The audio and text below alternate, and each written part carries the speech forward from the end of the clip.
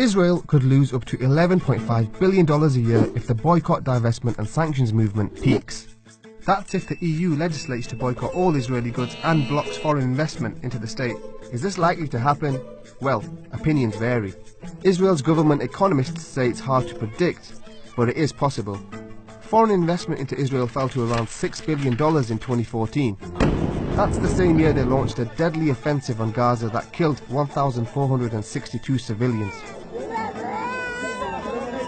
But by 2016, that figure had doubled to almost $12 billion.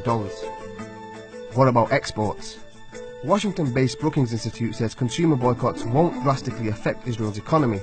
But data from the World Bank shows Israel's intermediate exports dropped by nearly $8 billion in that same period. Consumer boycotts work with academic and cultural boycotts.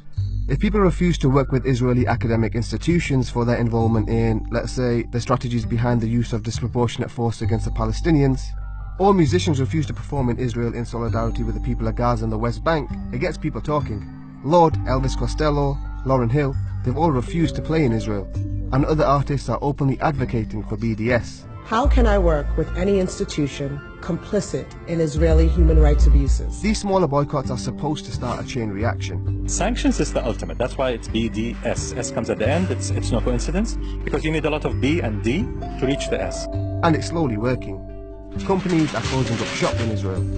Some have been refused lucrative contracts explicitly for their involvement in Israeli occupation projects. Others are speculated to have been pressured by the BDS campaign into submission. But whatever their motives, they've divested from Israel. A UN report has also found 206 companies that are linked to illegal settlements.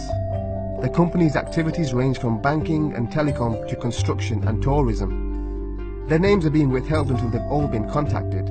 US Ambassador to the UN Nikki Haley reportedly threatened the UN Human Rights Council with a cut in funding if the names were to be published. South American states have also disassociated themselves. Venezuela and Bolivia have cut ties with Israel, and Brazil refused to allow former leader of the settler movement, Danny Dayan, to be Israel's ambassador in the country. The communities we established decades ago in the Jordan Valley will be here forever because they are essential for Israel's existence. BDS, more than anything, is impacting brand Israel. I'm less concerned today about any potential economic consequences. It's all about what you think of Israel, and whether you think Israelis are the good guys or the bad guys. Image on the world stage would matter to any country. It's no different for Israel. Many prominent Israelis have claimed BDS is anti-Semitic and even a threat to the existence of Israel itself. We're in the midst of an orchestrated global campaign to delegitimize Israel.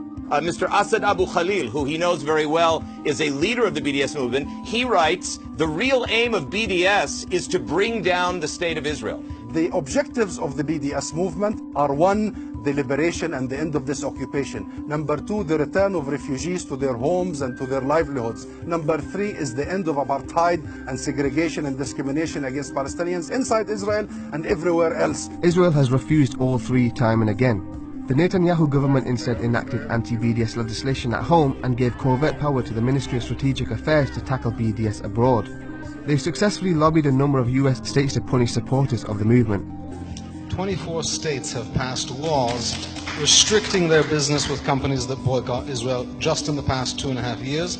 And these states are saying, we regard boycotting Israel to be a form of national, religious, or ethnic discrimination. It's bigotry, and we won't do business with it.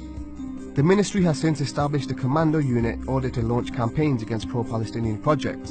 BDS has now been nominated for a Nobel Peace Prize. At the same time, Israel has banned the members of 20 activist groups from entering the country, including the Jewish Voice for Peace. Although Israel's economy has not been crippled by boycotts and divestments, the movement is having a serious impact on the country's reputation. And we all remember what that did to South Africa.